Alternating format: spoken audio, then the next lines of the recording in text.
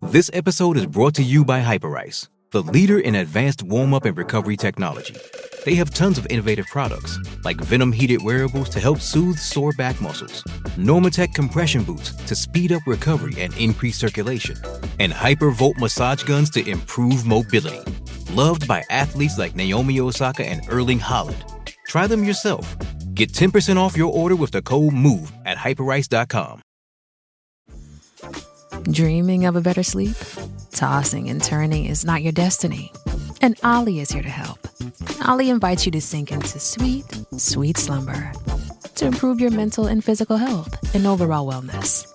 More than just melatonin, Ollie's ingredients help you unwind your mind for a delightfully dreamy drift off. Sleep is on the way at Ollie.com. That's OLLY.com. Survivor 46 is here, and so is On Fire, the only official Survivor podcast, and we have a twist this season. The winner of Survivor 45, Dee Valladares, will be joining us every week. We're going behind the scenes of the biggest moments, the how and the why things happen, and the strategy and analysis you can only get from someone like me, a Survivor winner. Listen to On Fire, the official Survivor podcast, wherever you get your podcasts.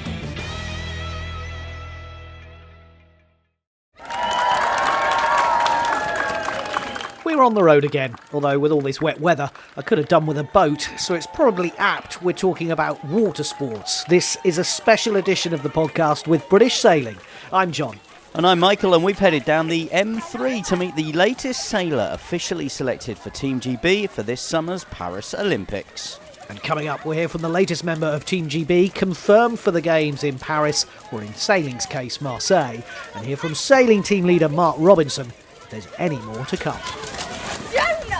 So I'm Hannah Snellgrove and I sail on Ilka 6 for the British sailing team, and I've just been selected to represent Team GP in Paris 2024.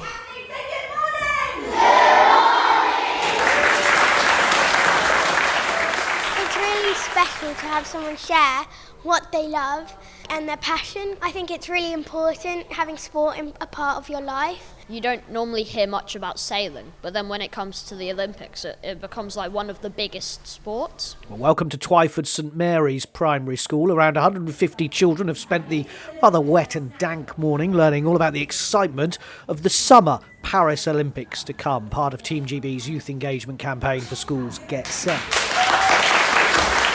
They've been running, asking questions and getting to high-five the latest British sailor, an 11th overall, now confirmed to compete for Team GB. Hannah Snellgrove, you've made it. You're part of Team GB. Many congratulations. An understatement to say it's been a journey. It has been a journey. It's been quite this 26-year project since I first set foot in a boat, which makes me feel incredibly old.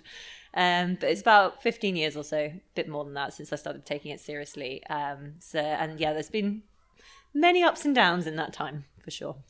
What does it mean to finally get that selection? Oh, it's really special. And I think sharing it with friends and family and the people who've helped along the way just makes it even more special. And I think the journey to get to this point and the fact that that's taken as long as it has is almost making this moment sweeter. So I was quite poorly as a teenager, had glandular fever and then chronic fatigue syndrome. So that took me out of a couple of years of youth sailing. And then I went to university. I was at Cambridge, lucky enough to go to Cambridge, and went full-time after I finished university, but then was deselected in 2014, which was a really hard time. I retired quite badly because I'm now back sailing again. But I retired for a couple of years and had a normal life, and I worked as a journalist, so freelance writer and a sailing coach, and did a few bits and pieces, but I had unfinished business in sailing. I didn't feel like I'd reached my potential. So in 2018, I put together a crowdfunding campaign with the help of a few awesome people, and by the end of 2018, I was reselected into the team, which was an amazing feeling. What drove you to do that? There's a bit of peer pressure, I think. So first of all, I really love sailing. I'm a sailor who loves to sail, so that's the fundamental. But I think I was kind of spotted by the Ilka 6 British sailing coach at the time, because I went to the Worlds in 2017 as a bit of a holiday from work because it was in Holland and I figured that was local.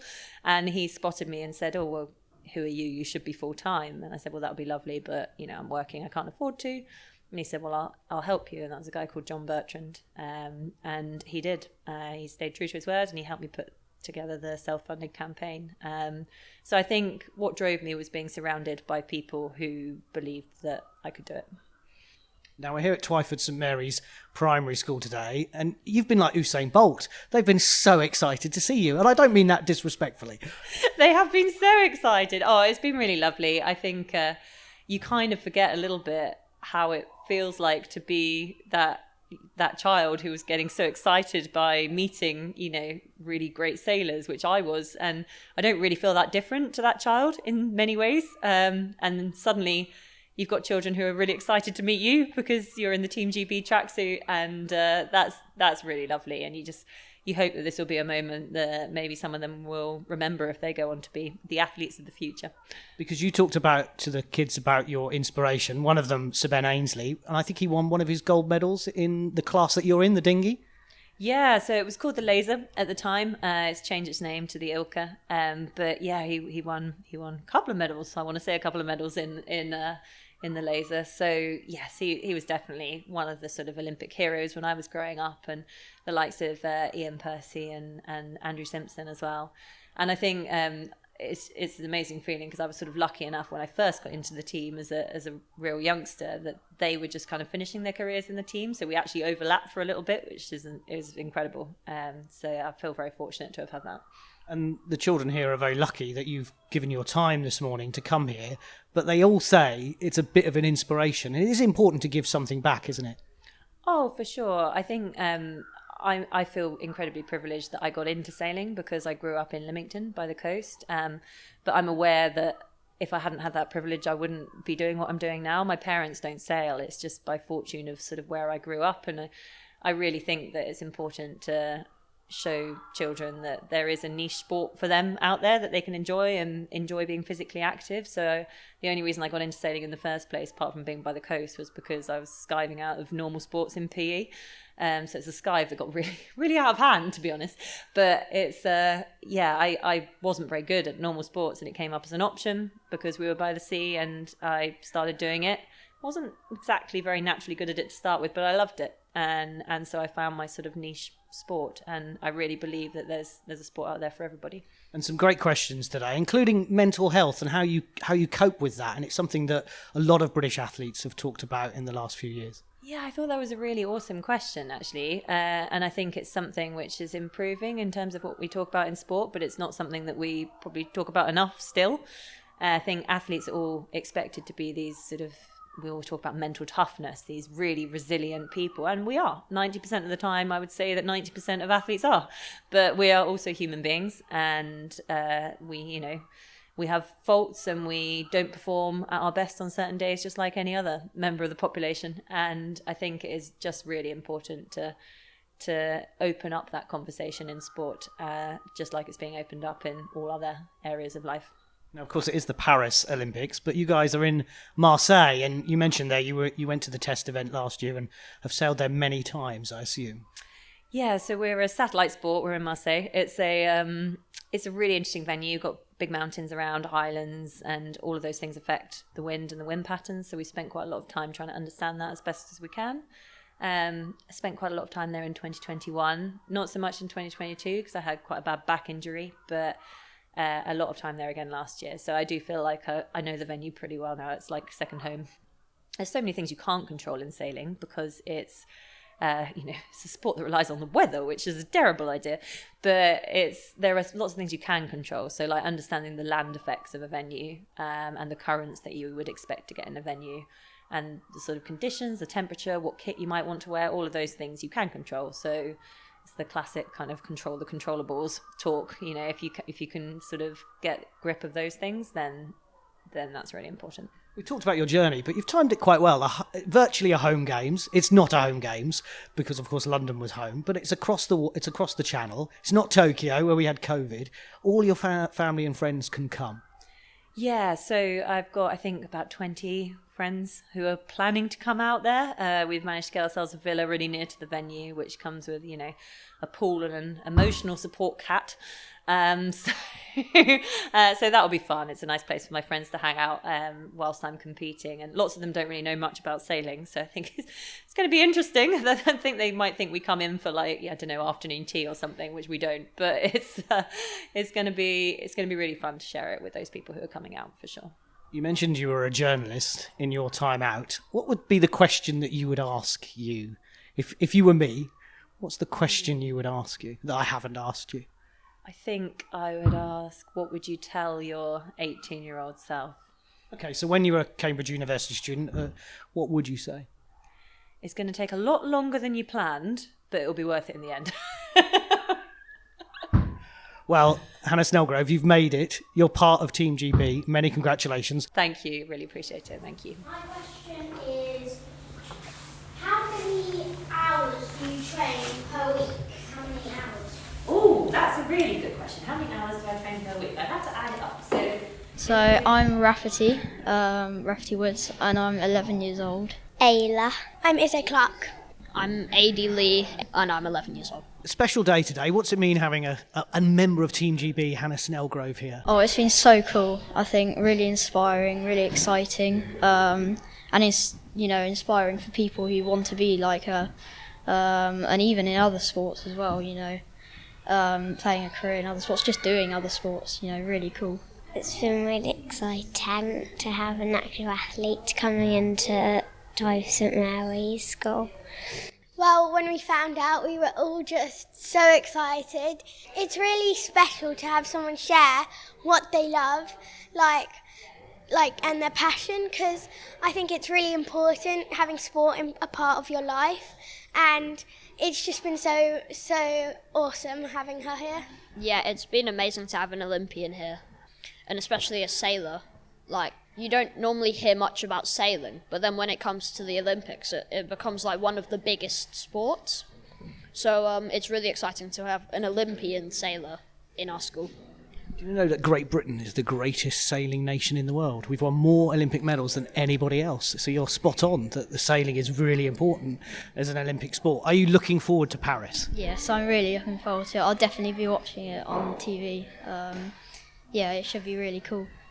I'm going to be watching it as well. I think it's amazing to watch all these people be amazing at one thing, and it's really cool. Yes, really excited. Yeah, definitely. I'm definitely going to be watching all the sports and everything, and I'm really looking forward to watching the sailing now. I'm Mark Robinson. I'm the OA's Performance Director, and for Team GB, I'm the sailing team leader.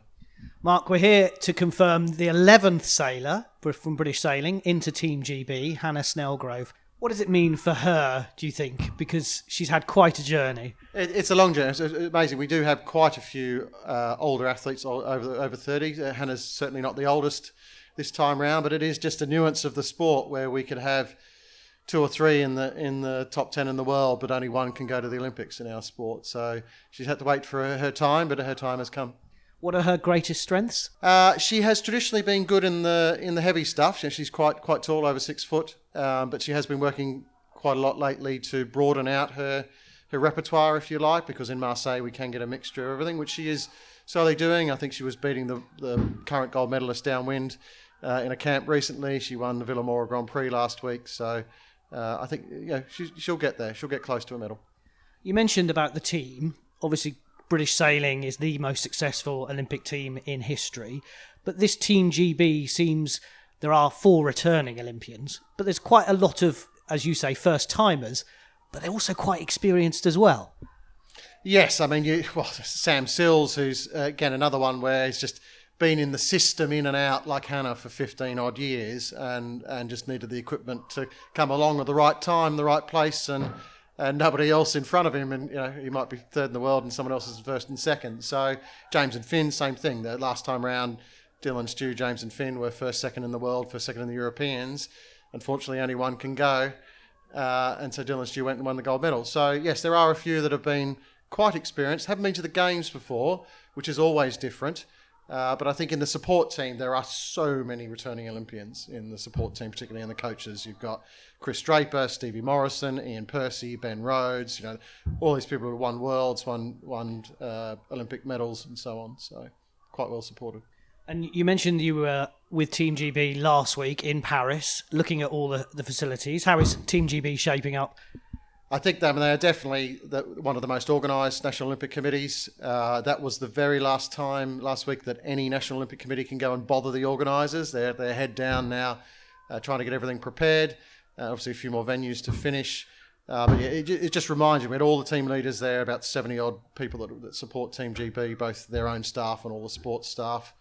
They are just so much better organised than most NOCs and got the right footprint. Now, we replicate exactly the same thing in Marseille. Sailing teams are typically very well organised and often in front of their own NOC, but we'll effectively do the same thing with a performance lodge and having the gym access and all the rest of it that we would normally have in Paris with the other sports. Are we going to see more British sailors confirmed for Team GB?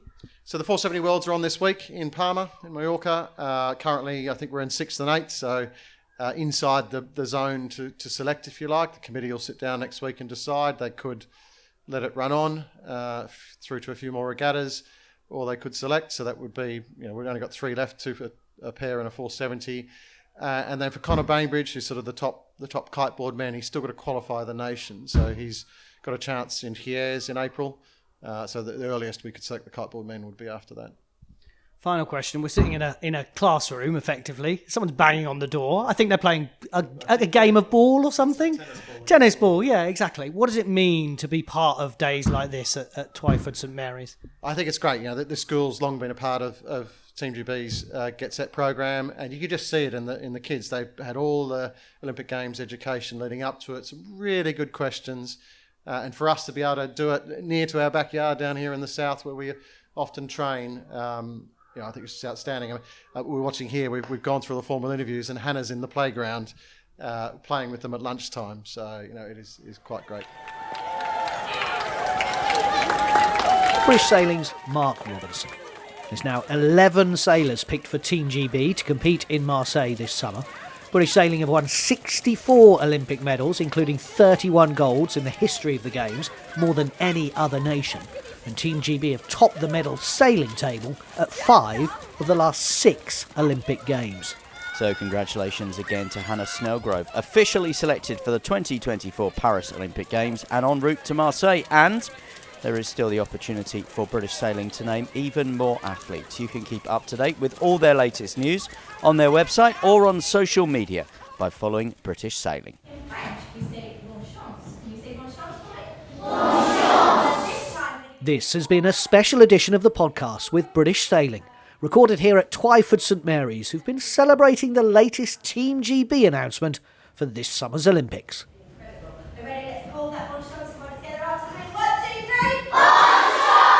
can always find us online at anythingbutfooty.com. Check out our socials and make sure you follow Anything But Footy en route to Paris 2024. Sports Social Podcast Network. Hey guys, it is Ryan. I'm not sure if you know this about me, but I'm a bit of a fun fanatic when I can. I like to work, but I like fun too. It's a thing. And now the truth is out there. I can tell you about my favorite place to have fun. Chumba Casino. They have hundreds of social casino style games to choose from with new games released each week. You can play for free anytime, anywhere. And each day brings a new chance to collect daily bonuses. So join me in the fun. Sign up now at ChumbaCasino.com. No purchase necessary. VGW Group. Void where prohibited by law. See terms and conditions. 18+.